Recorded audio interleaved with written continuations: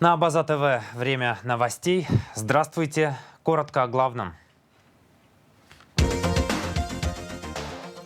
Детально по доходам и расходам. Отчеты о проделанной за 2022 год работе на расширенном совещании под руководством президента Абхазии представили главы администрации городов и районов. Поддержку абхазского села. Вручение грантов по совместной программе Европейского Союза и Организации Объединенных Наций по развитию сельских территорий НПАРТ-4. На абхазском и русском языках вышли в свет две новые книги академика Нартаведа Зураба Джапуа. Отчеты о проделанной за 2022 год работе на расширенном совещании под руководством президента Абхазии представили главы администрации городов и районов республики. В ряде районов наблюдается положительная динамика роста экономики, в некоторых ее пока не достичь. Слово Анастасии Никоновой. Расширенное совещание под руководством президента Абхазии Аслана Бжаня с участием глав городов и районов республики открыл глава Галского района Константин Пилия. В своем отчете о работе за 2022 год чиновник отметил задолженность за потребляемую электроэнергию за январь по декабрь 2022 года. Она составила более 36 миллионов рублей. Задолженность за потребляемую электроэнергию абонентов. Сведения о реализации электроэнергии по управлению сбыта РУП Черноморэнерго за январь по декабрь 2022 года. Начислено было 57 миллионов рублей, 57 миллионов 384 тысячи 12 копеек, оплачено 21 миллион 197 тысяч 57 копеек. Задолженность состоит в 36 миллионов 186 тысячах. Исполнение 36,9% в общем. Немного разобью. Юридическим лицам начислено 861 тысяча и по исполнению 91,2%. Но октябрь месяц было 93, и за последние 2 месяца наблюдается спад, вышли на уровень 91%. Анализы выполнения плановых бюджетных поступлений за 2022 год.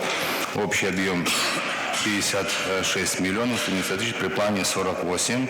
У нас перевыполнение 115%, динамика роста 111%. Численность населения, занятого в экономике, 5617 человек.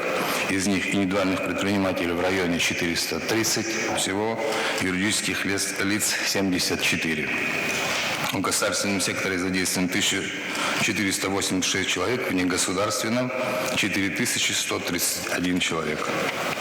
Средняя месячная зарплата в Гальском районе в государственном секторе составляет 11 022 рубля 10 копеек, в негосударственном секторе 12 748 рублей. Исполнение бюджета Тхуарчальского района за 2022 год составило 105%, отметил заместитель главы района Владислав Аршбам. По его словам, до 80% бюджета направлялось на выплату заработной платы и социальных пособий. Численность экономически активного населения в районе составляет 1393 человека. Сколько? 1393 человека. Среднемесячная заработная плата по району за 2022 год составила 15 801 рубль. Понятно. Всего трудоспособного населения в районе 9783 человека. Понятно.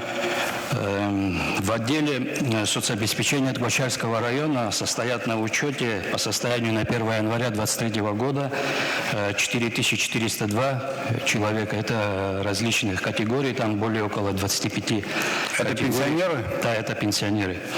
Из них 2753 человека это по возрасту, остальные по различным видам категорий.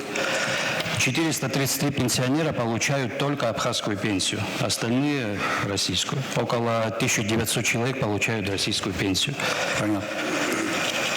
За 2022 год задолженность за потребленную электроэнергию по району составила 54 миллиона 730 тысяч рублей. В том числе с физических лиц 53 миллиона 739 тысяч рублей и с юридических лиц 991 тысяча рублей. Более подробно о работе глав администрации городов и районов страны после выпуска новостей. Накануне премьер-министр Александр Анкваб провел очередную встречу с представителями инициативной группы, организовавшей в Сухуми митинг с требованием предоставления жилья, сообщает пресс-служба Кабмина. Премьер обозначил возможные пути решения жилищной проблемы остро нуждающихся, обратив внимание на то, что только по государственной программе «Жилище 2023-2025» решения ожидают 413 заявителей из категории инвалидов первой группы, инвалидов с детства, семей, на иждивении которых находятся дети-инвалиды, круглых сирот, семей, погибших в Отечественной войне народа Абхазии и семей, в которых воспитываются трое и больше детей. Некоторые из представителей инициативной группы выразили готовность к переезду в другие населенные пункты республики, если такая возможность им будет предоставлена. Профильный парламентский комитет изучит вопрос каждого претендента в индивидуальном порядке. Редакция База ТВ готовит свое расследование по жилищной теме. Смотрите репортаж в ближайшие дни.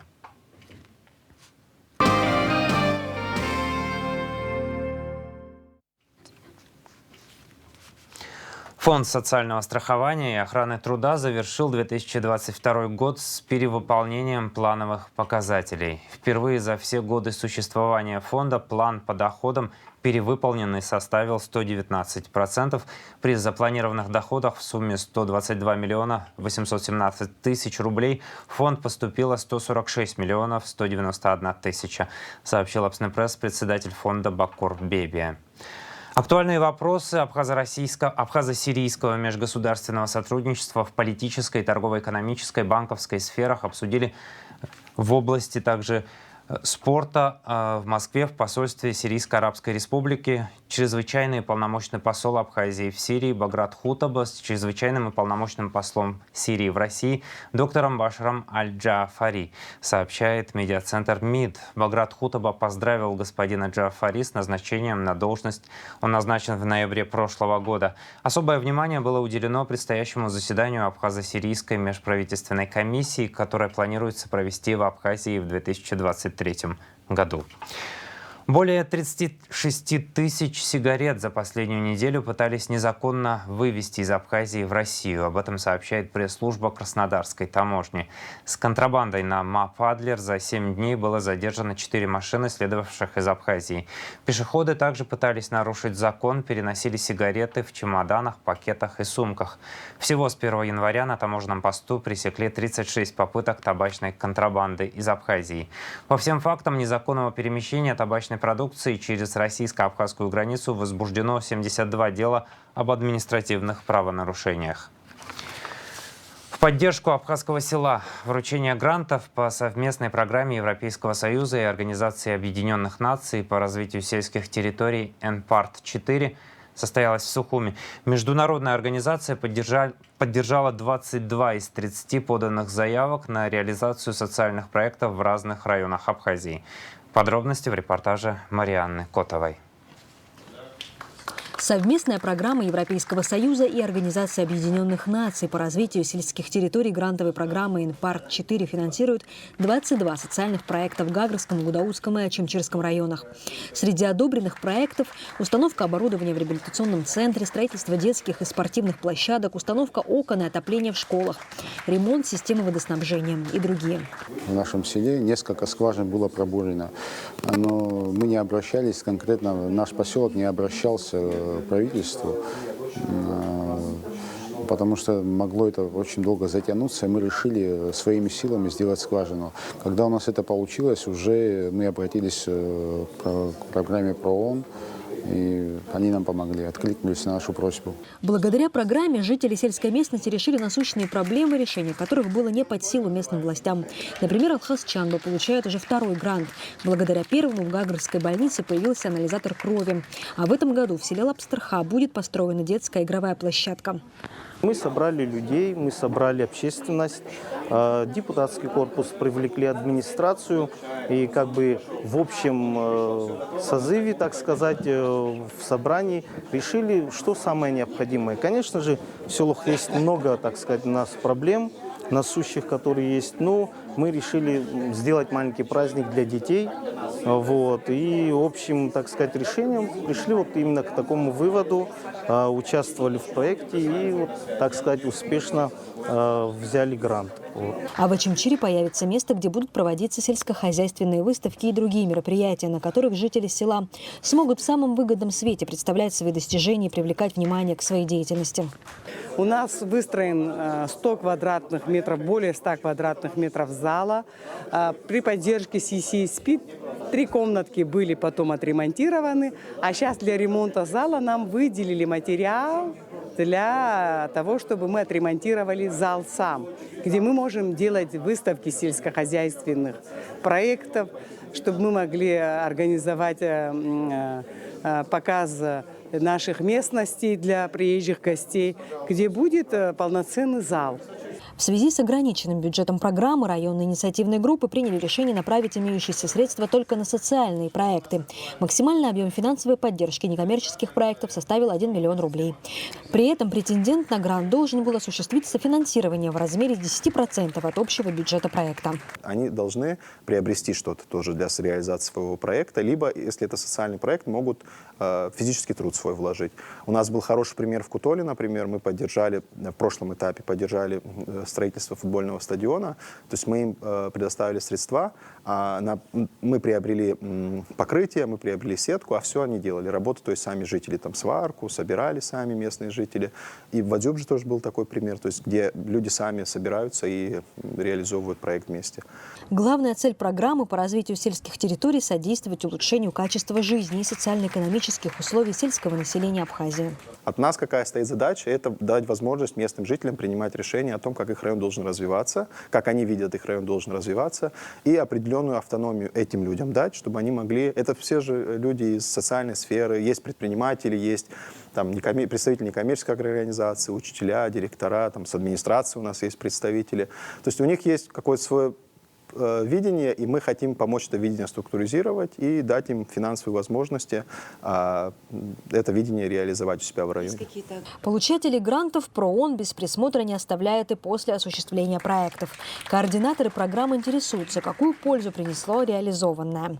По словам Симуна Агрба, 90% одобренных заявок существенно меняют жизнь людей, выводя ее на качественно новый уровень. Марьяна Котова, Абаза ТВ. Министр здравоохранения Эдуард Бутба в рамках рабочей поездки в Восточную Абхазию посетил центральную районную больницу Гала. Главврач медучреждения Астамур Гамги рассказал о работе больницы. Министр осмотрел ход ремонтных работ в помещениях лаборатории, СЭС и детского приемного отделения. Кроме того, глава Минздрава пообщался с пациентами больницы, поинтересовался тем, как принимают и обслуживают граждан в ЦРБ. Пациенты отметили высокий уровень профессионализма медиков и отзывчивое, чуткое отношение персонала к ним. Затем Эдуард Бутба провел совещание с руководством больницы. Поговорили с активом больницы, и посмотрели отделение, пообщались и с пациентами, пообщались и с коллективом. Да, действительно есть сложности. Сейчас определили приоритеты, которые необходимы для того, чтобы получше оказывалась медицинская помощь, поговорили с хирургическим блоком, обновим инструменты. Есть вопросы по стерилизации, это сухожары. По педиатрической службе переговорили, общие вопросы переговорили, но я думаю, постепенно, поэтапно будем все это дело обновлять и заниматься вплотную этими вопросами. Первоочередные проблемы, конечно же, касаются медикаментозного оснащения, но совместными усилиями этот вопрос тоже будем ликвидировать. Также в этом году планируется снабдить больницу кислородными точками. Мы уже с Валерием Ильичем обсуждали эту тему. В перспективе было бы, конечно, хорошо снабдить больницу лифтом, так как наши сотрудники, к сожалению, на своих плечах поднимают весомых пациентов. Вот. Ну, также по работе скорой помощи тоже все нюансы были обсудили. Две книги Зураба Джапо, фольклор и другие вопросы, статьи и этюды. О фольклоре и не только статьи и этюды презентовали в Абиги. Сборники статей доктора филологических наук, академика, нартоведа Зураба Джапо вышли в 2022 году на абхазском и русском языках. В чем их отличие и чем полезны эти издания, рассказала научный сотрудник Академии наук Абхазии Саида Хаджим. Статьи и до этого выходили в разных сборниках. Некоторые из них были предисловиями к книгам, ранее вышедшим, но сборник полезен тем, что в совокупности человек, читатель, получает те статьи, которые ему приходится искать отдельно, да, в разных сборниках, журналах, книгах. Тут у студента, у ученого, у просто читателя есть возможность получить книгу, в которой будет в доступности все те статьи, которые его интересуют по фольклористике, по литературоведению, по кавказоведению. Книги состоят из 3 глав. Первая книга – это вот основное направление Зураба Джотовича, это нартоведение, эпосоведение. Вторые главы обоих книг – это исследовательские работы по кавказоведам, по ученым. Некоторые из них юбилейного характера.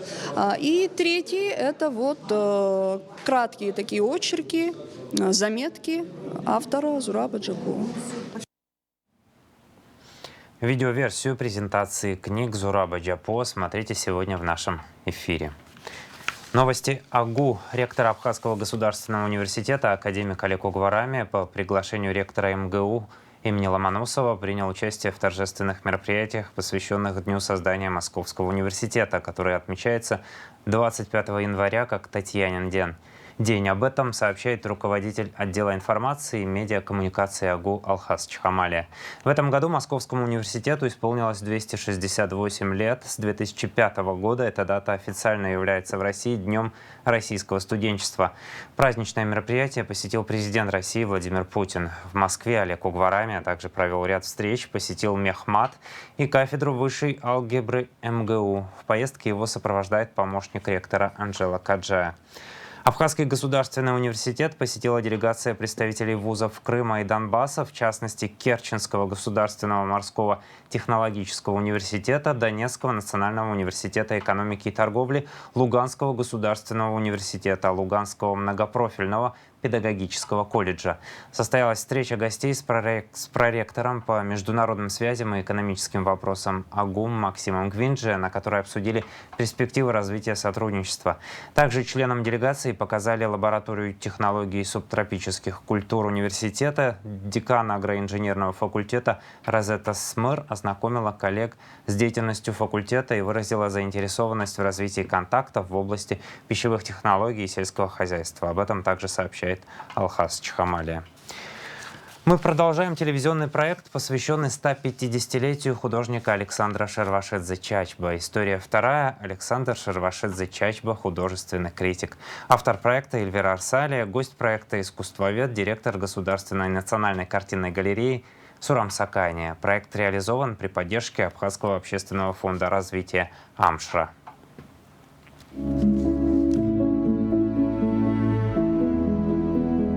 Искусствовед Шервашидзе про художника Ван Гога напишет: пылкий, страстный Ван Гог, не сдержанный, порывистый, скорее лепящий свои картины, чем пишущий их. Весен инстинкт и порыв. Какая сила беспокойного искания, какая страстность в истинно необыкновенной живописи. Он один из первых искусствоведов, который стал озвучивать новые направления в европейской живописи начала XX века.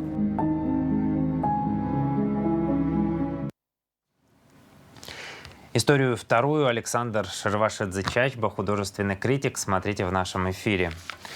Муфтий Абхазии Тимур Дзыба по приглашению Управления по делам религии Турции принял участие в международной онлайн-конференции, организованной с целью осуждения и предупреждения актов осквернения мусульманских святынь.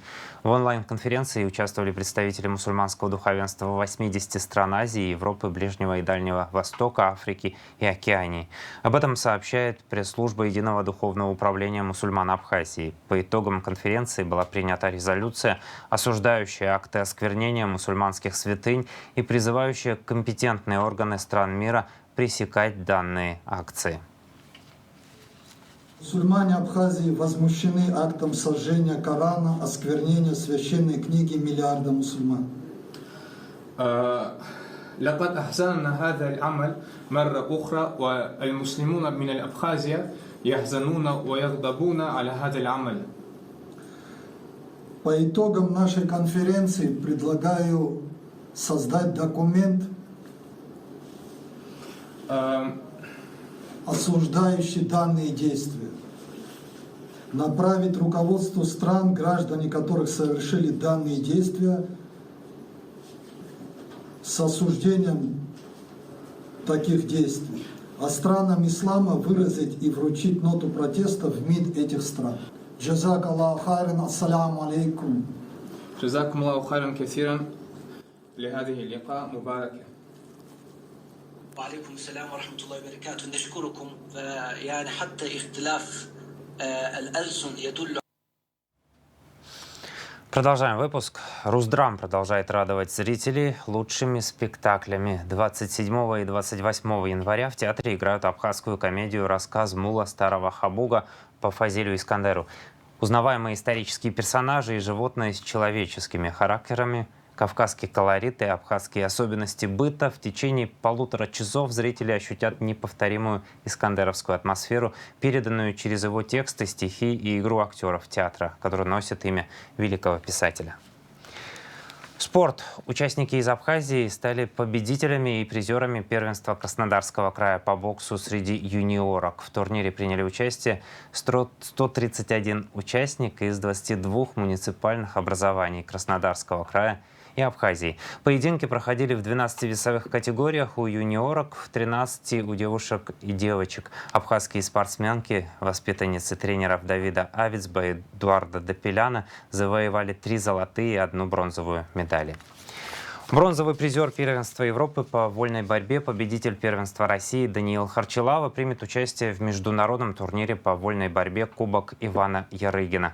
Соревнования пройдут 26-29 января в Красноярске во Дворце спорта, носящего имя выдающегося спортсмена. Даниил Харчилава будет выступать в весовой категории до 65 килограммов. И о погоде.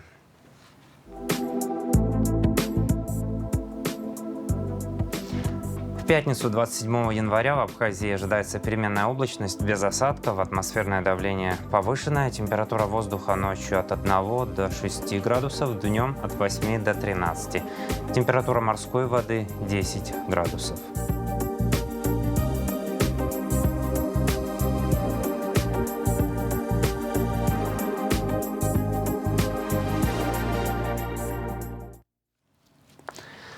На этом выпуск завершен. За развитием событий следите на Абаза ТВ. До новых встреч в эфире.